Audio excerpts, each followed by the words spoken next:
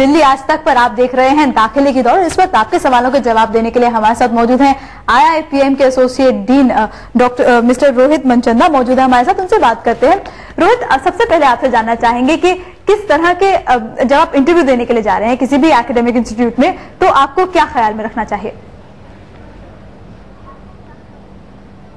देखिए, जैसे ही आप इंटरव्यू रूम में घुसते हैं आपका जो जजमेंट है उसी समय शुरू हो जाता है। तो आप जब इंटरव्यू रूम में घुसे, enter with a winning smile.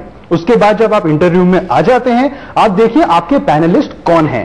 As a rule सबसे पहले जो लेडी बैठी हो आप उनको पहले एड्रेस करें, irrespective of the hierarchy that you could be aware of. उसके बाद आप हैंडशेक तभी करें जब आपको ऑफर किया जाए, और जब बैठने का समय आए तो आप तभी बैठें जब आपको बैठने के लिए ऑफर किया जाए। उसके बाद आपको बॉडी लैंग्वेज का खास ध्यान रखना चाहिए। आपका बॉडी पोस्चर ना ज्यादा आगे ना ज्यादा पीछे होना चाहिए।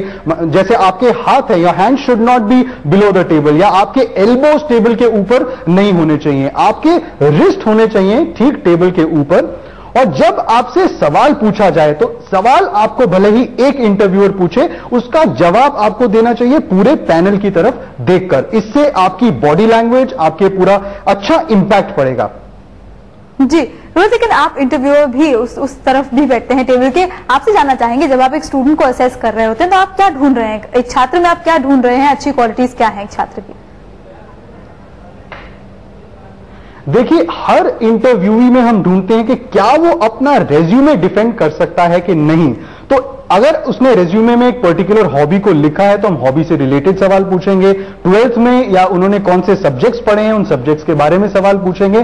तो अगर आप एक अच्छे कैंडिडेट बनना चाहते हैं इंटरव्यू टेबल पर, तो आप अपने रेज्यूमे को अपने चेहरे के सामने रखिए और खुद एक इंटरव्यूअर की तरह सोचिए कि अगर मैं इंटरव्यूअर होता तो मैं इस कैंडिडेट से क्या क्या सवाल पूछता। आप एक लिस्ट बनाइए जो कि आपको खुद के रेज्यूमे को देखकर प्रॉम्प्ट होती है। उस लिस्ट के आप जो सवाल होंगे उनके जवाब तैयार कीजिए। हर जवाब में एक लूज एंड होता है, उस लूज एंड से एक और सवाल प्रेरित होता है इंटरव्यूअर के लिए। आप उसकी भी एक लिस्ट निकालिए। इस तरह when you will trace back, अगर आप किसी सवाल का जवाब अपने रेज्यूमे में देखकर नहीं दे पाएंगे तो आप वो एलिमेंट अपने या तो रेज्यूमे से हटा दीजिए या उस एलिमेंट के लिए प्रिपेयर हो जाइए। मान लीजिए आपने अपने रेज्यूमे में लिख दिया ग्लैमरस हॉबी कि आप गोल्फ खेलते हैं या बिलियर्ड खेलते हैं, और अगर आप असल में नहीं खेलते तो आप उसके जवाब नहीं दे पाएंगे। Because interviewers are very smart and they can see you through.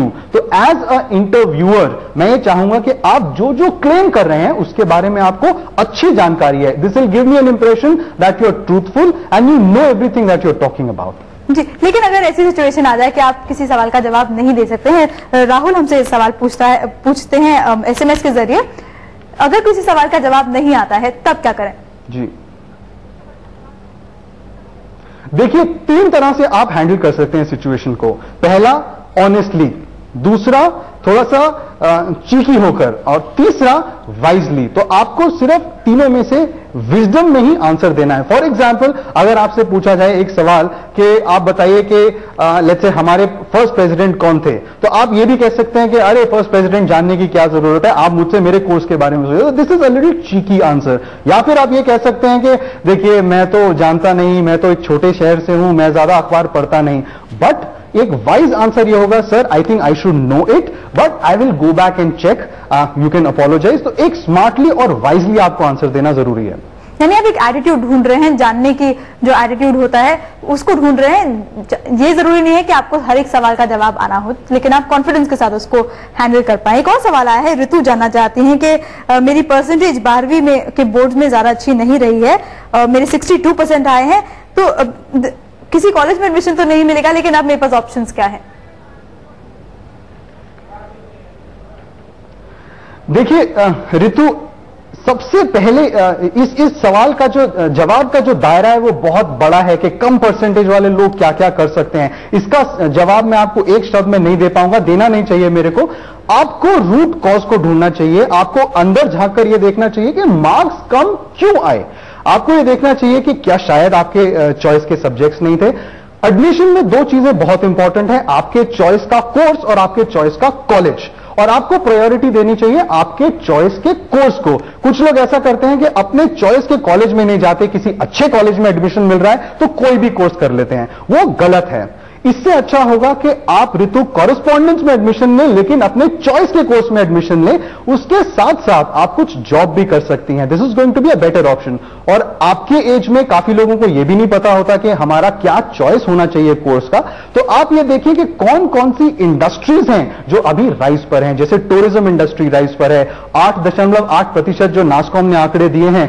Bharat India is the second largest fastest growing tourism economy in the world. जैसे कि रिटेल सेक्टर है 24% से आगे बढ़ रहा है। जैसे कि आईटी सेक्टर है जो कि 28% की ग्रोथ रेट हर साल देख रहा है। तो आप इंडस्ट्री को दिमाग में रखकर कोई ऐसा कोर्स का चुनाव करें और आपको बिल्कुल भी घबराने की जरूरत नहीं है, शर्मिंदा होने की आवश्यकता नहीं है अगर आपके मार्क्स कम भी हैं। ऐसी कितनी मिसालें हुई हैं पूरी दुनिया में कि मार्क्स एवरेज आने के बाद भी उन्होंने अच्छा किया है।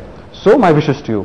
जी, यानी काम करके ये देख लेना कि आपका इंटरेस्ट है उस फील्ड में या नहीं, आपके इंटरेस्ट के फील्ड्स कौन से हैं, उसके बाद वहां पर पढ़ाई में वापस आना भी एक और ऑप्शन है आपके पास। ऋतु, आपके सवाल का जवाब होप करते हैं मिल गया होगा। एक और क्वेश्चन है सौरभ का। सौरभ जानना चाहते हैं कि कहते हैं कि मुझे बहुत डर लगता है ट्रिकी क्वेश्चन से, इंटरव्यू के दौरान काफी ट्रिकी क्वेश्चंस पूछे जाते हैं। वो जानना चाहते हैं ऐसे कौन से यूजुअली पूछे जाते हैं ट्रिकी क्वेश्चंस और उनको किस तरह से फील किया जाए।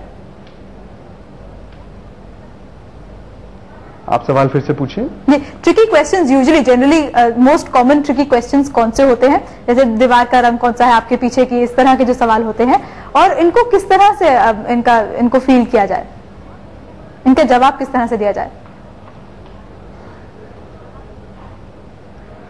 देखिए, जैसा मैंने अभी आपको बताया कि इंटरव्यूअर आपसे कोई भी ऐसा सवाल नहीं पूछेगा जो आपको नहीं आना चाहिए। अगर आप 12th में कॉमर्स विद मैथ से पास आउट हैं तो आपको कॉमर्स विद मैथ से ही पूछा जाएगा।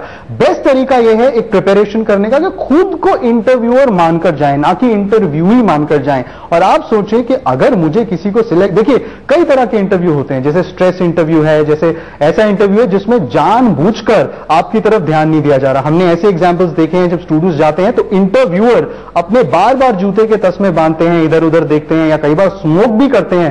तो इस केस में आपको यह जानना है कि इंटरव्यूअर जानबूझ के आपसे कभी भी रूड नहीं हो रहा। इंटरव्यूअर खुद बहुत ज्यादा एक्साइटेड होते हैं अच्छे स्टूडेंट्स चुनने के लिए।